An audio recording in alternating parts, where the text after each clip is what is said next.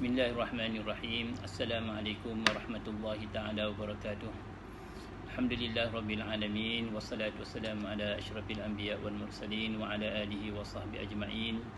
Rabbi shrah li sadri wa yassir li amri wahlul 'uqdatam min lisani yafqahu qawli.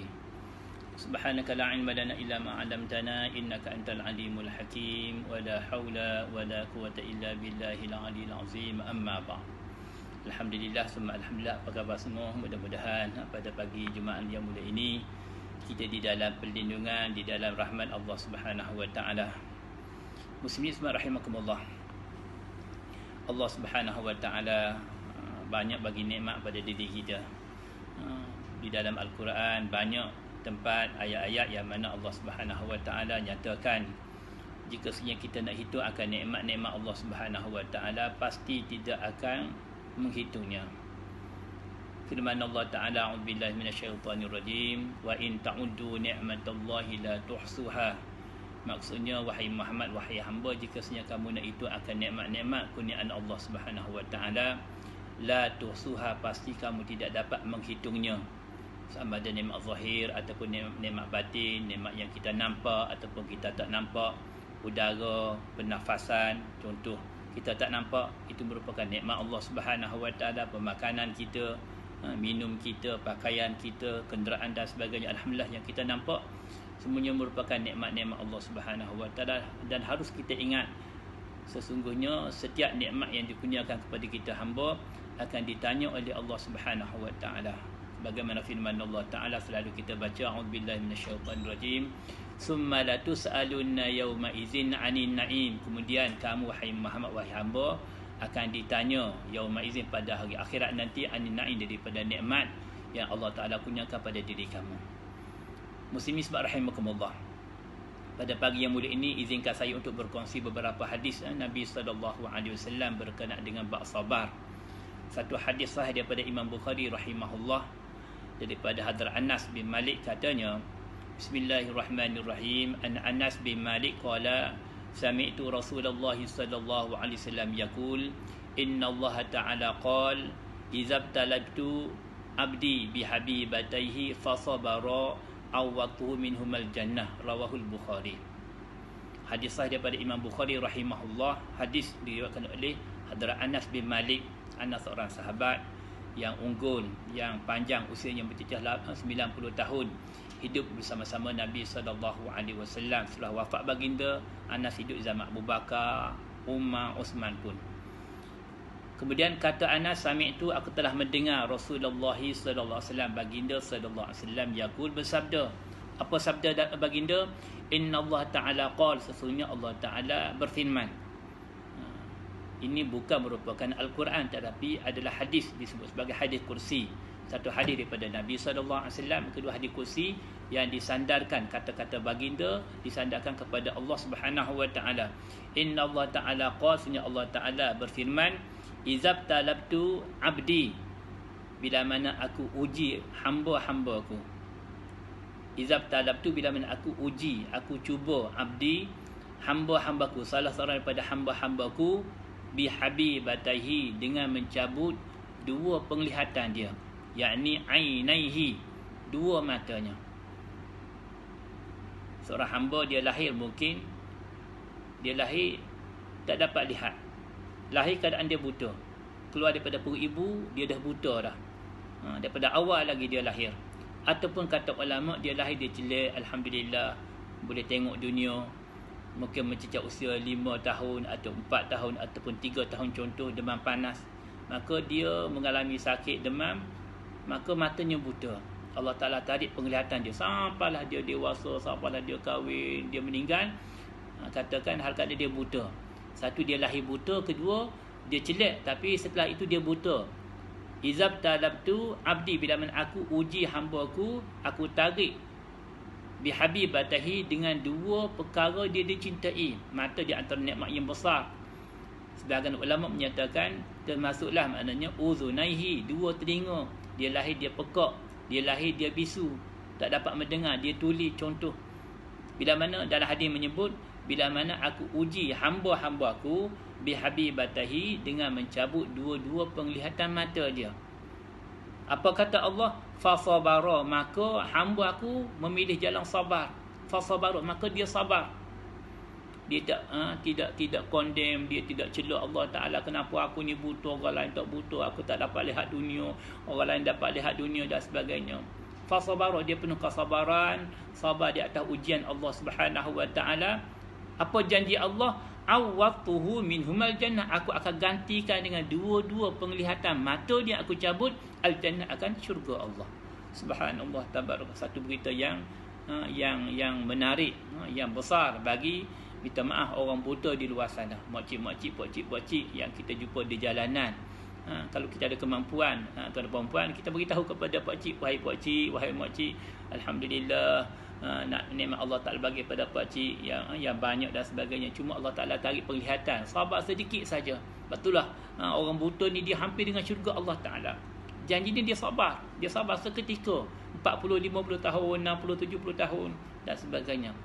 Apa janji Allah? Fasabara, di dalam dia mengalami tidak dapat melihat dunia, alam semesta ni, dia sabar. Awwatuhu minhumal jannah, aku akan gantikan dan dua penglihatan yang aku cabut itu, aku tarik itu, al-jannah akan syurga Allah, kekal dalam syurga Allah Taala. Maknanya nak beritahu pada kita, tuan perempuan, orang yang buta ni hampir kepada syurga. Ini janji Nabi SAW. Mungkin keluarga kita, mungkin jiran kita ziarah dia secara tak langsung, jiran kita, sahabat handai kita, dan sebagainya, kita bagi berita gembira, di samping kita bagi hulu bantuan, keperluan dan sebagainya, maka kita cakap juga berita gembira daripada Nabi SAW. Baginda bersabda, Allah Ta'ala berfirman, aku uji hamba aku, laki-laki ataupun wanita, dengan mencabut dua-dua penglihatan mata dia. Fasabara, maka dia ambil jalan sabar. Awwatuhu minhumal jannah, aku akan gantikan dengan dua-dua mata yang aku cabut itu, al-jannah akan syurga Allah Subhanahu Wa Taala. Mudah-mudahan Allah Taala bagi pada kita untuk bagi tahu sepatah dua, ataupun nasihati, ingatkan mereka tentang ganjaran ataupun jaminan Nabi sallallahu alaihi wasallam kepada mana-mana mereka yang Allah telah cabut dua penglihatan khususnya, ataupun mungkin dua pendengaran dia tuli, pekak dan sebagainya. Fasabara, dia ambil langkah bersabar, Allah Taala gantikan kelak di akhirat dengan syurga Allah Subhanahu Wa Taala. Satu. Kedua, hadis daripada Atha bin Abi Ribah, katanya, qala li Ibnu Abbas radhiyallahu, sekali Ibnu Abbas jumpa aku. Siapa kata? Atha bin Abi Ribah. Ala urika imra'atan min ahli jannah, wahai Atha, kata Ibnu Abbas, kamu suka atau tidak aku tunjukkan kepada kamu seorang perempuan di kalangan yang dikatakan penghuni syurga? Fakultu bala, maka kata Atha, wahai Ibnu Abbas, bahkan aku nak tengok sangat siapakah yang dikatakan gerangan penghuni syurga. Qala, Ibnu Abbas menjawab, hadhi mar'atus sauda, seorang wanita perempuan yang agak hitam kulitnya. Atatin Nabi SAW, sekali wanita tersebut datang jumpa Nabi SAW. Maknanya ketika Ibnu Abbas bersama-sama Nabi SAW, datang seorang wanita menghadap baginda, dan Ibnu Abbas lihat bagaimana seorang perempuan datang jumpa Nabi SAW. Faqalat, berkatalah wanita itu kepada Nabi SAW, ya Rasulullah, inni asra'u, wahai Rasul Allah, aku ni ada penyakit sawan. Wa inni atakasyafu, waktu yang sama pakaian aku tersingkap. Maklumlah aku penyakit sawan, aku tak sedar aku di luar kawalan dan sebagainya, maka aku tak sedar pakaian aku tersingkap. Fad'ullahu ta'ala li, wahai Rasulullah, doalah pada Allah Ta'ala untuk aku. Qala, Nabi SAW bersabda, in syi'ti sabarti walakil jannah, wahai kamu wanita, wahai kamu perempuan, in syi'ti, jika sekiranya kamu nak, sabarti, kamu sabar seketika sahaja hidup kamu di dunia, 60-70 tahun katakan, walakil jannah, untuk kamu syurga Allah. Nampak? Nabi SAW tenangkan, bagi jaminan supaya bersabar. In sabarti, in syi'ti, jika kamu memilih untuk sabarti, jika kamu nak sabarti, kamu pilih jalan sabar, walakil jannah, untuk kamu syurga Allah. dalam keadaan kamu penyakit sawan, kamu tak sedar, di luar kawalan kamu dan sebagainya. Wa in syi'ti, Nabi sambung lagi dalam hadis, jika senyap kamu nak, da'autullah ta'ala, aku boleh berdoa kepada Allah Subhanahu wa taala an yu'afiyaki, supaya Allah Taala yu'afiki, menyembuhkan kamu. Aku boleh, jika kamu nak, aku boleh berdoa pada Allah Taala, wahai perempuan, supaya penyakit sawan diangkat daripada kamu. Pertama Nabi sebut in syi'ti, jika kamu nak, sabarti, kamu mahu, kamu sabar untuk kamu syurga. Satu. Kemudian Nabi juga menyatakan wa in syi'ti, jikalah kamu mahu, pilih jalan yang kedua, da'autullah ta'ala, aku boleh berdoa pada Allah Ta'ala ayyu'afiki, supaya Allah Ta'ala maknanya afiatkan kamu, angkatkan penyakit sawan yang menimpa diri kamu. Faqalat, menjawablah wanita tersebut, perempuan tersebut di hadapan Nabi sallallahu alaihi wasallam, bersaksikan Abdullah bin Abbas, asbiru, wahai Rasulullah, aku pilih jalan sabar. Subhanallah, aku pilih jalan, wahai Rasulullah, aku nak sabar. Apa berlaku pun aku sabar. Sawan-sawan lah, katakan penyakit sawan-sawan lah dan sebagainya. Wahai Rasulullah, faqalat, kata dia, inni atakasyafu, tapi waktu yang sama pakaianku tersikat. Maklumlah aku penyakit sawan, tak sedar, di luar kawalan, aku tidur tersikat, terselok kain dan sebagainya, di luar kemampuan, di luar kawalan aku. Fadullah Ta'ala alla atakasyafu, wahai Rasulullah, doalah kepada Allah Ta'ala, mudah-mudahan tidaklah aku tersingkat pakaian aku bila mana aku maknanya menghadapi penyakit sawan datang padaku secara mendadak tiba-tiba. Fada'alaha, lalu Nabi sallallahu alaihi wasallam berdoa kepada Allah Ta'ala lahat terhadap perempuan tersebut supaya tidak tersikat akan pakaiannya. Muttafaqun alaih, hadis daripada Imam Bukhari dan Imam Muslim rahimahullah.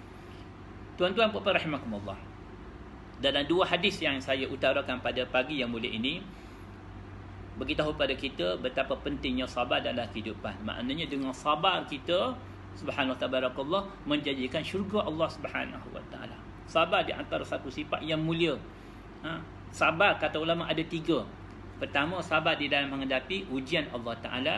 Kedua, sabar di dalam ketaatan kepada perintah-perintah Allah Taala, sembahyang kita, puasa kita, tahajud kita, sembahyang awal waktu kita, kita zakat kita, sedekah kita, di dalam maknanya melakukan amal kebajikan, perintah Allah Taala. Dan yang ketiga, sabar di dalam menjauhi segala larangan maksiat kepada Allah Taala. Satu, sabar di dalam menghadapi ujian.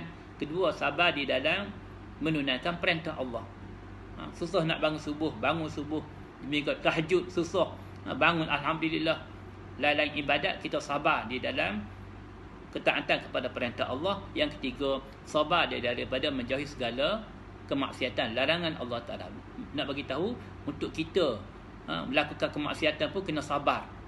Sabar dia melakukan maksiat, dosa. Kenapa? Setiap dosa maksiat yang dilakukan oleh hamba, maka apa yang sama menjauhkan mereka dengan rahmat Allah.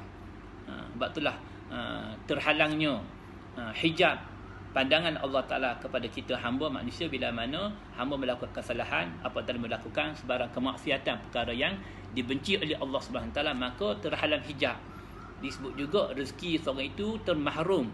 Maknanya kenapa kemaksiatan ataupun dosa yang dilakukan oleh mereka. Mudah-mudahan Allah Ta'ala dengan limpah kurnia bagi kepada saya, tuan dan puan-puan, untuk saban hari, saban waktu, panjatkan doa pada Allah Ta'ala, istighfar kepada Allah Ta'ala, khususnya di akhir-akhir malam, wabil asaruhum yastaghfir, di waktu sahur, mereka bangun sahur, mereka istighfar kepada Allah Ta'ala. Dengan istighfar kita datangnya rahmat Allah Ta'ala, istighfar kita datangnya rezeki daripada Allah Ta'ala. Mudah-mudahan hari Jumaat yang mulia kita panjatkan doa pada Allah Ta'ala, kehidupan kita selamat dalam perlindungan Allah Ta'ala, dijauhi daripada COVID yang nampaknya semalam mencecah sampai 2,000 dan 3,000 pun. Sama sekadar pada Allah Ta'ala, mudah-mudahan kita mendapat rahmat daripada Allah. Sekian saja untuk kali ini, yang baik daripada Allah Subhanahu Wa Ta'ala. Aku daripada kelemahan saya. Assalamualaikum warahmatullahi ta'ala wabarakatuh.